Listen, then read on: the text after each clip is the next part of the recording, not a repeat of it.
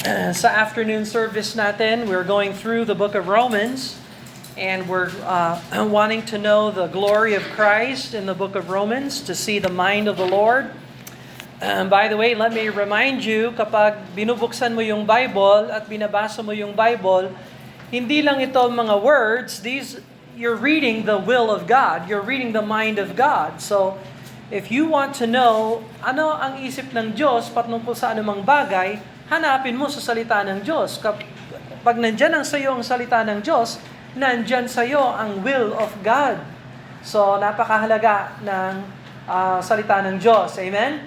Alright, so Romans chapter 1, this time we're going to see yung pinakatema nito, the righteousness of God, introduced because of sin.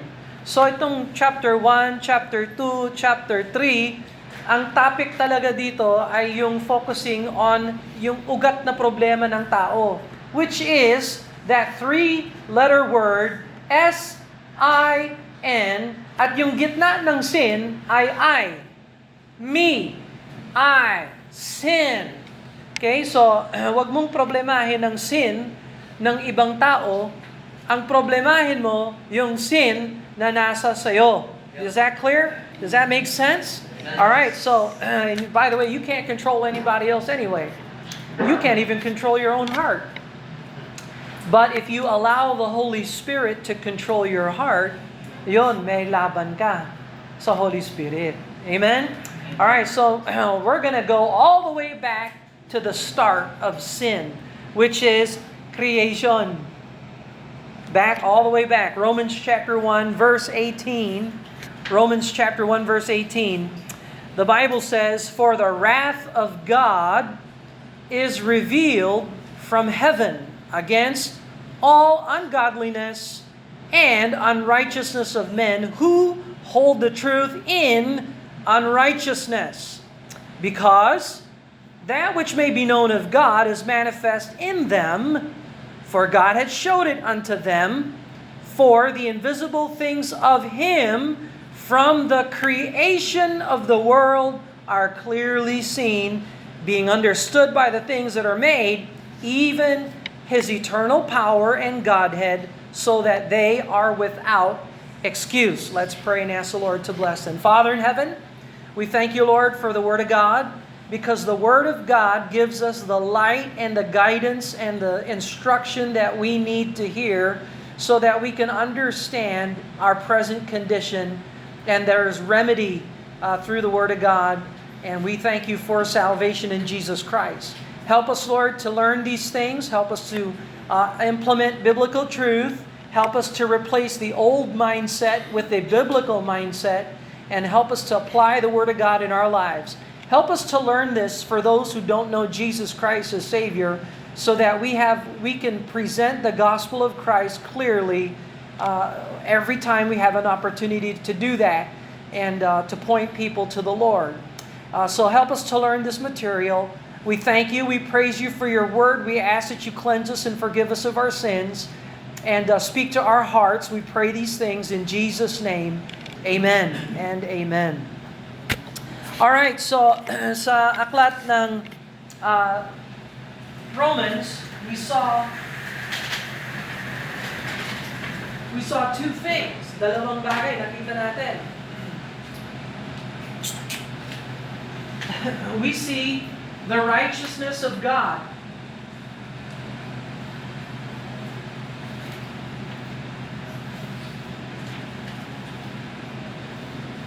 Tapos, sa verse number 18, we see that the wrath of God is revealed.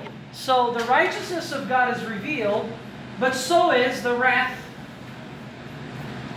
of God. The gospel reveals the righteousness of God. Kung paano ang gospel, tinuturuan tayo na tayo ay makasalanan, tayo ay, ang huling wakas ng makasalanang tao ay kamatayan at impyerno, tapos dagat-dagatang apoy, kasi ang Diyos ay matuwid at hindi niya tinatanggap yung katiwalian at kasalanan ng tao. Nakikita natin doon, ay, ang Diyos pala ay banal, ang Diyos pala ay matuwid. So this is the righteousness of God. Ito yung ating remedy. Remedy. Gamot, remedyo. Ito ang kailangan natin. Tayo baluktot, tayo makasalanan. Kailangan natin ng righteousness of God. Paano maipapasa atin ang righteousness of God? Ito ay sa pamamagitan ng Panginoong Jesucristo. Kapag ikaw ay nagsisi at tumanggap sa Panginoon, ibinibigay pala sa atin ang katuwiran ng Diyos. Idinalagay ng Diyos sa buhay natin yan. Ngayon, kung ayaw mo ng remedy, eto, ang mapupunta ka dito sa wrath of God. Ano itong wrath of God? Yan ang penalty. Penalty. Yung wrath of God.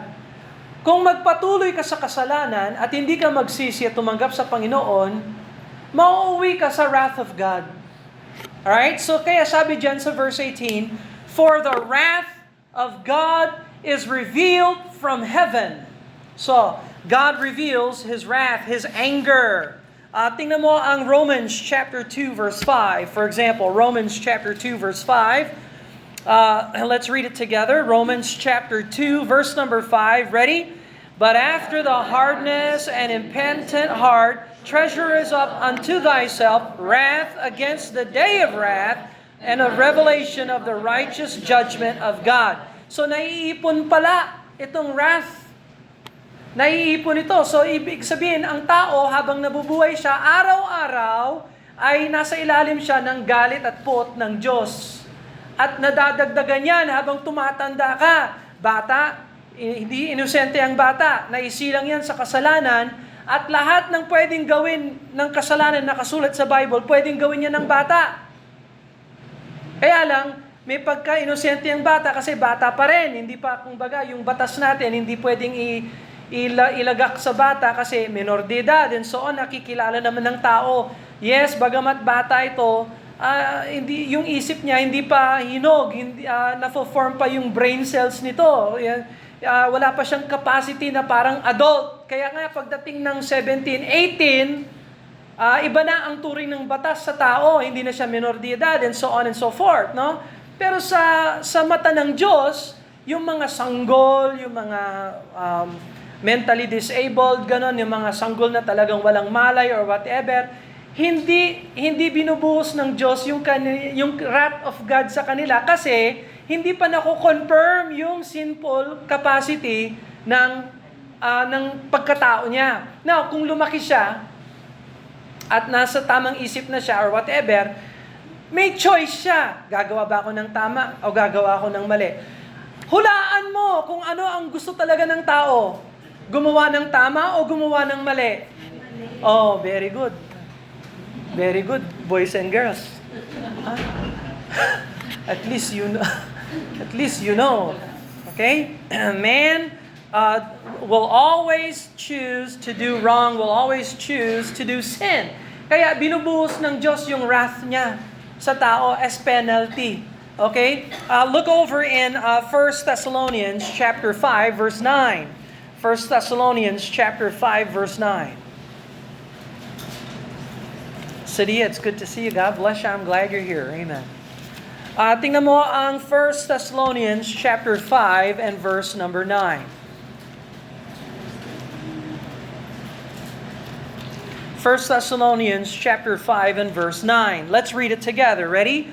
"For God hath not appointed us to wrath, but to obtain salvation by our Lord Jesus Christ." So, appointed ba ang mga Kristiyano sa wrath of God? No, God has not appointed us to wrath, but to obtain salvation. Na makuha natin yung salvation ng Panginoong Jesucristo. So, ang wrath of God, para yan sa mga unsaved, nasa kasalanan, walang pagsisisi, walang pagtanggap, walang tiwala sa Panginoon, nagpapatuloy lang sa buhay na parang walang Diyos or whatever. Baka may Diyos pero mali namang Diyos. Or iba ang naiiba ang Diyos ng Diyos ng Bible. Do you understand what I'm saying? Maraming religious people under the wrath of God. Maraming non-religious people under the wrath of God. If you're not in Christ, you are in the wrath of God. So, kailangan mo talagang masave. You need the righteousness of God to be applied to your life. Yun ang kailangan mo, yun ang lunas. For the wrath of God is revealed from heaven against all ungodliness. So ngayon, ipinapakita ng Diyos yung kanyang wrath sa tao na ungodly,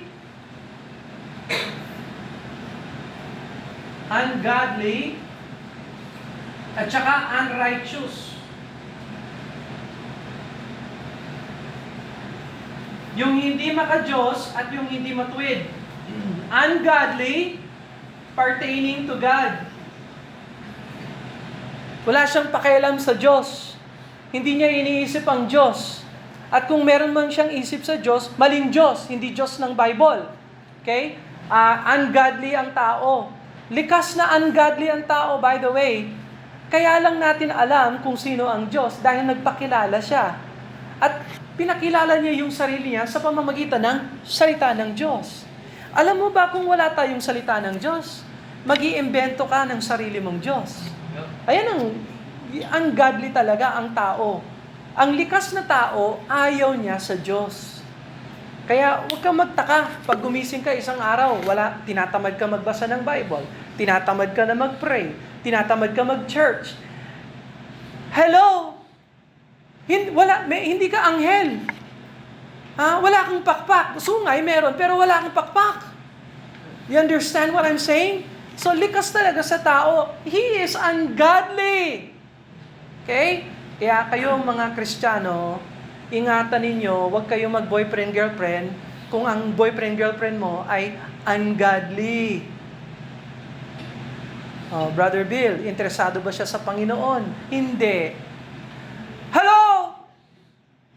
Kung ikaw, interesado ka sa Diyos, at yung gusto mong maging boyfriend or girlfriend, hindi interesado sa Diyos, tapos pipiliin mo pa siya, di sino ang Diyos sa buhay mo?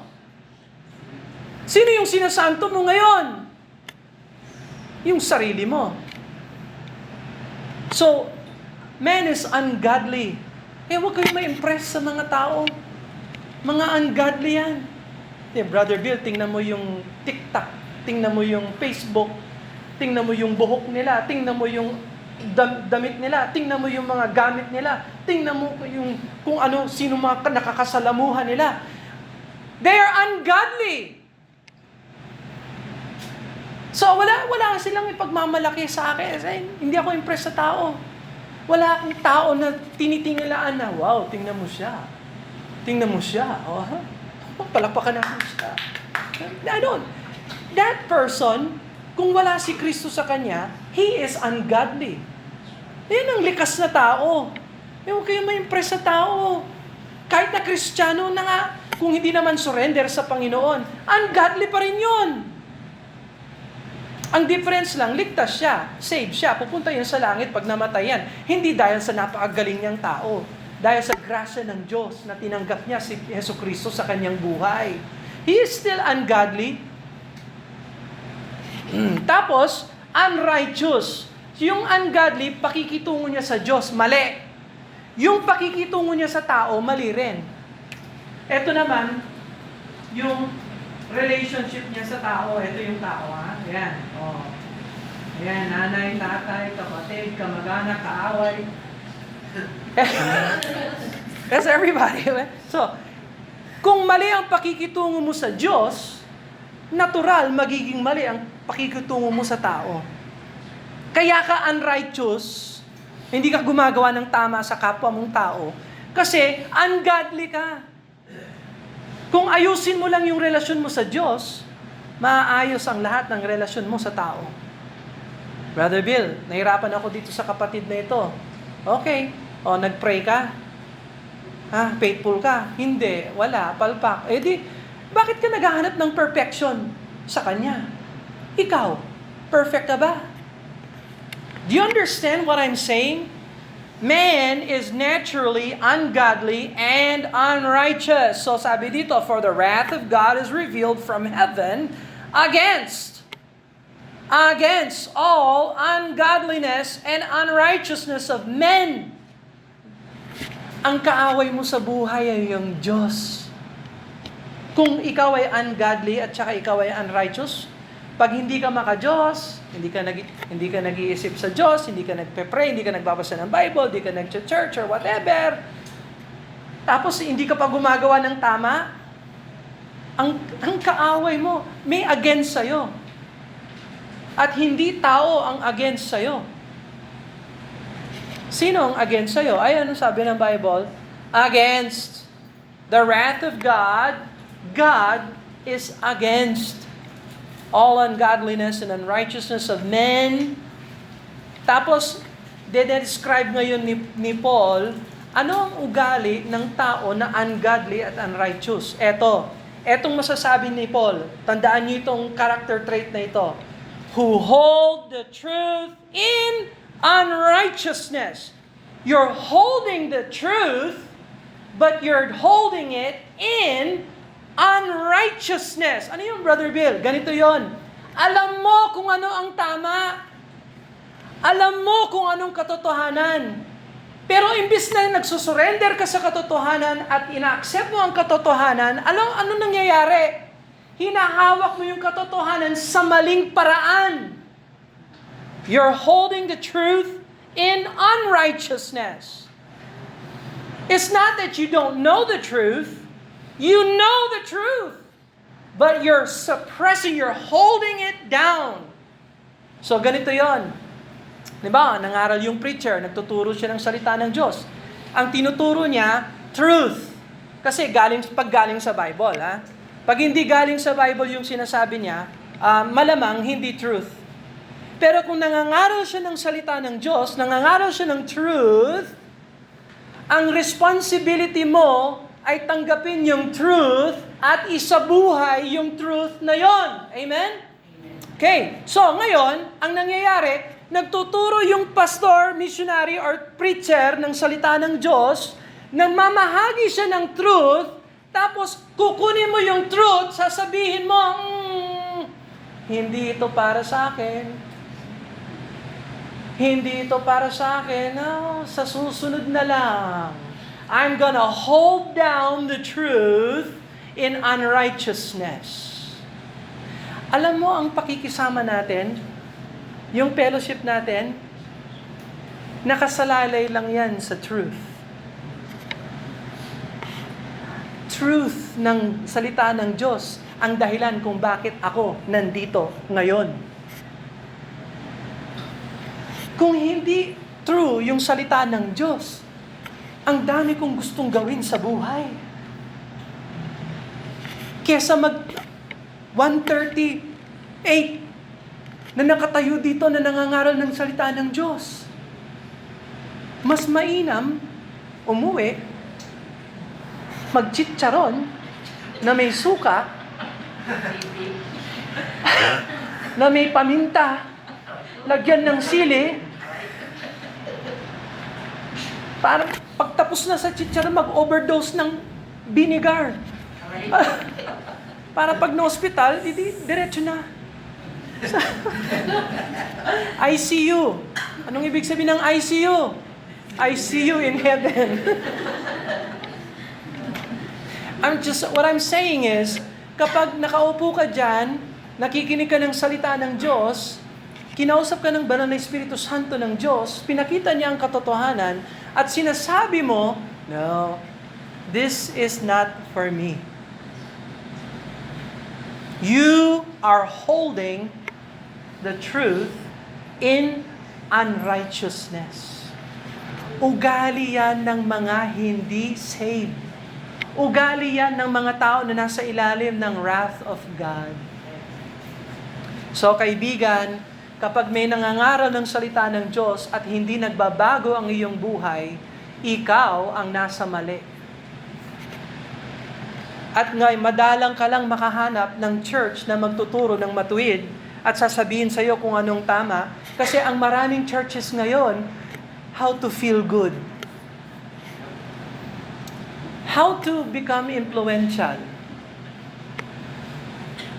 How to be successful. No? So, tingnan mo talaga ang flavor ng mga churches ngayon. Ang daming mga how to become overcomer. Sasabihin ko talaga sa iyo, hindi ka mag-overcome kung hindi mo tanggapin yung truth at isabuhay yung truth. Gusto mo mag-overcome? Receive the truth in righteousness. Gawin mo sa buhay yung truth ng salita ng Diyos. Nga, ang requirement ng ganon, faith. Paano mo may sasabuhay yung truth na itinuturo sa'yo? Meron ka bang capacity na gumawa ng tama, na gawin ng tama? Wala. Yan ang turo ng Bible. Saan ka makakita ng kapangyarihan na gumawa ng tama? Sa'yo, sa sarili mo? No. Anong nasa sa atin? Ungodliness, unrighteousness. Kailangan natin ng righteousness na galing sa Diyos. Kaya dapat nagtitiwala tayo sa Diyos. Lord, tulungan mo ako kasi ang utak ko talagang bulok. Lord, tulungan mo ako kasi yung puso ko gustong gumawa ng mali. Lord, gusto ko nang sipakin itong taong ito or whatever. Lord, na-high blood na ako dito sa tao na ito or whatever and so on and so forth. Na talagang wala tayong capacity na gumawa ng tama. Pero pag natuklasan natin yung truth at sumasang-ayon tayo sa truth ng salita ng Diyos, pwede na tayong lumapit, Lord, tulungan mo ako nang ilagay sa buhay ko yung truth na ito, Lord. Now, kung gano'n ang prayer mo, sa palagay mo, tutulungan ka ba ng Diyos o hindi? Okay. So, kung yung ugali mo ganito pa rin, pwede kang mag-repent at magsabing, Lord, tulungan mo ako at tutulungan ka naman ng Panginoon. Hindi dramatic ang Panginoon. Hindi drama ang Panginoon. Hindi ito magtatagal ng ilang araw, ilang buwan, na talagang sinasaliksik ko ang layunin ng Diyos sa buhay ko. Hindi ho ganyang complicated ang Diyos. Ikaw ang dramatic. Ikaw ang problema sa buhay mo. Ang Diyos matuwid siya. If we confess our sins, He is faithful and just to forgive us of our sins and to cleanse us of all unrighteousness. Naglilinis pala ang Diyos ng ganun. Alam mo, hindi mo alam ito hanggat wala kang anak. Lahat ng mga magulang, pag ang anak nagsabi, Dad, Nay, gusto ko nito, ang puso ng nanay, tatay, ibigay. Amen? Amen. Yan ang puso ng magulang, ibigay. Masakit sa magulang yung hindi kayang ibigay ang kailangan ng anak. You understand that? So ang Diyos, ikaw anak ka ng Diyos, lumapit ka sa Diyos, Father, I need forgiveness. Sa palagay mo, sasabihin ng Diyos, magdusa ka! Judas! And so on and so forth. No, hindi naman ganun ang Diyos. Do you understand that? Hindi dramatic ang Panginoon. Ikaw lang nagpapahirap sa buhay mo. Pero kung lumapit ka talaga sa Panginoon, Lord, forgive me. I forgive you. Bakit? Kasi si Kristo namatay para sa'yo. Binigay ko na yung the best ko. Kung kailangan mo ng forgiveness, nandyan na ako sa'yo. Bago ka pa humingi, nandyan na. Humingi ka lang. Ha? Ikaw lang nagpapadramatic. So, I'm warning sa inyo, mga Kristiyano. Warning ito. Itong passage na ito, hindi para sa Kristiyano. Dinedescribe ni Paul ang ugali ng hindi saved. Pero sasabihin ko talaga sa inyo, yung ugali ng hindi saved, maaaring maging ugali pa rin ng saved. Hindi porke born again ka, saved ka, na tapos na yung laban ng ungodliness and unrighteousness. Pero at least may advantage tayo. Ano yung advantage natin? Pag namatay tayo, pasok tayo sa langit dahil kay Jesus Christ. Pag humingi tayo ng forgiveness, may forgiveness tayo dahil kay Jesus Christ. Yun ang advantage natin. May Holy Spirit tayo na naggagabay sa buhay natin. May Word of God tayo na liwanag sa madilim na mundo. Ito ang katotohanan ng Diyos. So, yun ang mga advantage natin. May church tayo na kung kailangan mo ng brother na magtuturo ng advice or counsel, biblical counsel. Pwede ka naman bigyan ng biblical counsel. May mga godly women tayo dito na talagang faithful, na pwede mong tanungin, paano mo na-obtain yung life partner mo? Advice. Counsel. Yung mga ganon. May advantages tayo bilang Kristiyano. Amen? Okay? Pero yung unsaved, wala yan. Gigising yan bukas. Walang kaya lang yung unsaved, hindi nababahala sa wrath of God ay dahil ignorante sila sa wrath of God. Hindi nila alam na nasa ilalim pala sila ng puot o galit ng Diyos.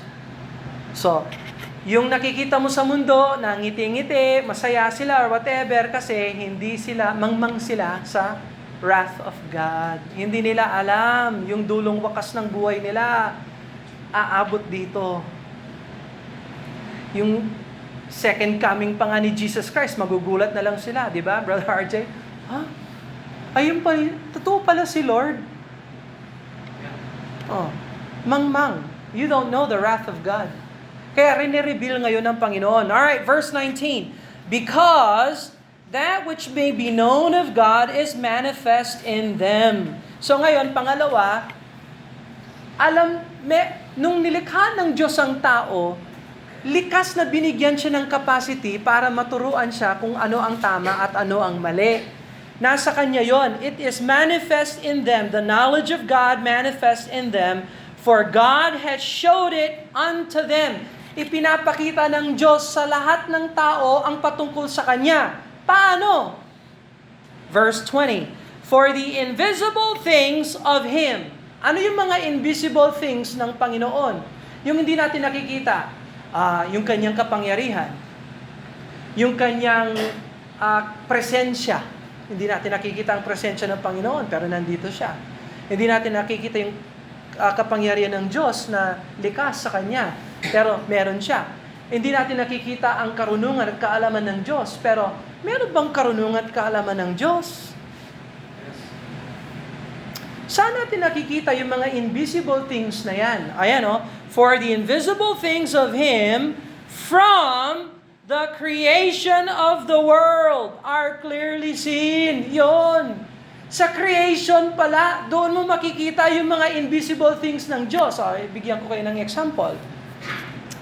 Alam mo ba ang distansya ng Earth sa Sun? Ay eksakto lamang para masustentuhan ng buhay yung mundo natin.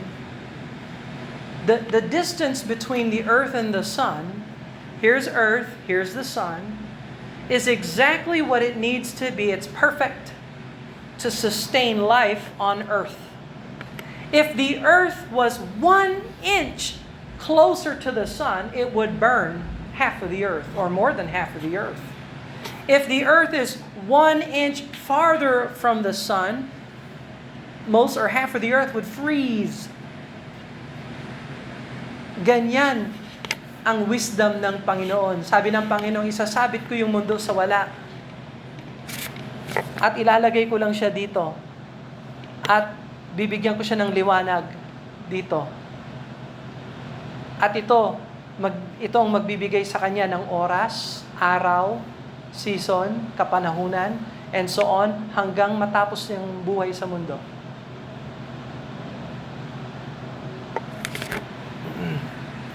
So, sa nakikita nyo sa kalikasan natin, may talino ba ang Diyos? Amen. Yeah. Mangmang yung nagsasabi, ay wala naman Diyos. That's right. Mangmang. That's right. Now, sa nakikita natin sa lipunan natin, may kapangyarihan ba ang Diyos? Ha? Yes. Nakikita mo yung kapangyarihan. Alam mo ba na yung electricity, electricity lang, makaka-generate tayo ng energy sa pamamagitan lang ng kinetics. Sa pagkilosong ng mga bagay, pwede ka na mag-produce ng heat. Heat produces energy. Energy can be channeled. You can make a laser. Where does all this energy and power come from? It comes from the magnetic field of the earth. Well, where did the magnetic field come from? Well, it comes from the core. Where did the core come from? Saan nang galing yung energy ng mundo natin? From God. From God, from creation. We see the wisdom of God, we see the power of God. This is why you need to consider and stop and think about creation. It's all under the control of God. So, alam mo ba yung buhay, just life itself, what it would take to sustain life in the firmaments? Tayo, wala tayong iniisip pag gising natin, hindi man natin alam, yung hinga natin, hiram lang yan sa Diyos. Yung buhay natin, hiram sa Diyos. Wala tayo, hindi natin iniisip yan. Sa kabutihan ng Diyos, pinapayagan niya, pinauubayan niya na huminga tayo na walang isip. Napaka-gracious ng Panginoon. You understand that? That's the graciousness and kindness of God. That He would allow us to live in His world even though we are ungodly and unrighteous. Amen. Oh, these are invisible things of Him. We don't see it except through creation. We see it.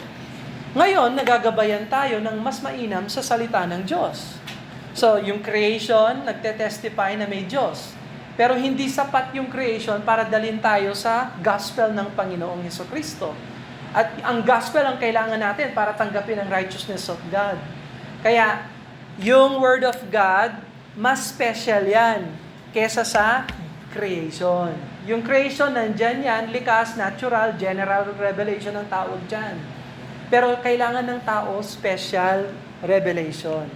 Kasi, hindi sapat yung nakikita mo yung kapangyarihan ng Diyos, yung karunungan ng Diyos, yung na-appreciate mo na merong Diyos, kulang yan para ikaw ay mag-repent at sumampalataya at matanggap ang righteousness of God. Okay? But at least, binigyan tayo ng creation. For the invisible things of Him from the creation of the world are clearly seen, being understood by the things that are made. So yung mga bagay na nilikha, yun ang nagbibigay information sa atin. Ay, meron palang Diyos. Ay, meron palang manlilikha. Ay, balang araw, sasagot din ako sa buhay na binigay sa akin ng Diyos. Mananagot ako. And so on and so forth. Even His eternal power and Godhead, so that they are without excuse. Walang palusot. Walang palusot ang tao. Walang pwede magsabi, Brother Bill, hindi naman kasi ako member ng church, kaya hindi ko alam yan. Ngayon, yan ang palusot ko. Hindi. Humihinga ka ba? Hinihiram mo yung buhay mo sa Diyos. May manlilikha ka ba? Ngayon, sasagot ka sa Kanya. You're going to give an account of your life to the Lord. So, that's the thing. And I just want to leave this one verse. Tingnan mo, last verse, Psalm number 7, verse 11. Psalm number 7. Psalm number 7, verse 11. The Bible says this, God judgeth the righteous, and God is angry with the wicked every day. So the wrath of God, if you're not in Christ, you're in the wrath of God, and the wrath of God abides on you every day. Every day. Now God, sabi dito, God judgeth the righteous. So, ibig sabihin, alam ng Diyos kung sino yung righteous. Sino yung matuwid. Naalagaan niya ng Diyos. Pero kung ikaw ay nasa wrath of God, galit ang Diyos sa'yo every day. So, anong kailangan ng tao? Kung sumasailalim siya sa wrath of God, anong kailangan mangyari sa kanya para hindi maiwasan niya ito at mailagay siya dito? Yes, repent ng kasalanan at tanggapin si Jesus Christ bilang Panginoon, Diyos tagapagligtas, na siya ang namatay, inilibing muling nabuhay para sa Kanya. At kapag tinanggap niya ang Panginoon, tatanggalin ng Diyos yung Kanyang wrath, ibibigay sa Kanya yung Kanyang katwiran, righteousness of God. Amen? Amen. Alright. So, sinful man is without excuse. Walang excuse ang tao. Kahit na walang nangangaral, walang salita ng Diyos, ultimo lang sa creation, lagot na ang tao. Mangmang lang ang tao kung hindi niya alam itong wrath of God. Fallen creation is extensively ruined by sin. Ide-develop ito ni Paul later. Makikita natin ito sa other time. Pero makikita natin next Sunday kung gaano kalaganap ang pagpasok ng kasalanan sa buhay. Kung gaano kasama at kung gaano kalaganap ang katiwalian ng kasalanan sa buhay natin. And ito last, kailangan ng tao na likas na nasa wrath of God, kailangan siyang mailagay sa righteousness of God. Amen? So, maawa kayo sa mga kaibigan nyo, kamag-anak nyo, mga kaaway nyo, everyone. Maawa kayo sa kanila kasi kung ikaw ay nasa righteousness of God, sila ay nasa wrath of God. Kailangan bigyan sila ng warning, tulong, counsel, preaching, teaching, instruction. Paano yun, Brother Bill? Kasi nandito ka lang or whatever. Sino ang responsible sa ating mga loved ones, sa ating mga kamag-anak, mga kaibigan, mga kapitbahay, mga kaaway? Sinong responsible sa kanila para maturuan sila patungkol sa wrath of God at saka righteousness of God? Kaninong responsibility ito? Yes. So, may mga ways naman, pwede mong bigyan ng gospel literature, pwede mong bigyan ng gospel preaching, pwede mong dalhin sa church para makarinig ng good news of Jesus Christ. So, ganon. So, marami namang pwedeng gawin. Pero sa ugat nito talaga, ikaw bilang mananampalataya, dapat alam mo ang patungkol sa righteousness of God, patungkol sa wrath of God, para kapag nakausap mo yung kaibigan mo, mahal mo sa buhay, madala mo sila sa Panginoon. Is this clear? Okay? So, when you hold the truth, you need to hold it by faith. By faith. Yan ang difference talaga sa mga Kristiyano, sa mga Kristiyano. Hindi lahat na nakakarinig ng salita ng Diyos ay tumatanggap ng truth with faith.